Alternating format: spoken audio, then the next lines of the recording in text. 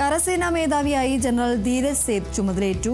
General Upendra ദ്വിവേദിയുടെ പിൻഗാമിയായാണ് അദ്ദേഹം ചുമതലയേറ്റത്. കരസേനാ ആസ്ഥാനത്ത് നടന്ന ചടങ്ങിൽ അദ്ദേഹം ഗാർഡ് ഓഫ് ഓണർ സ്വീകരിച്ചു. 1997 ശേഷം കവചിത കോപ്സ് വിഭാഗത്തിൽ നിന്നും സേനാ മേധാവിയാകുന്ന ജനറലാണ് ധീരജ് സേത്ത്. 2028 ഓഗസ്റ്റ് 31 വരെ അദ്ദേഹം പദവിയിൽ തുടരും. 1986 ഡിസംബറിലാണ് ധീരജ് സേത്ത് സൈന്യത്തിൽ ചേരുന്നത്.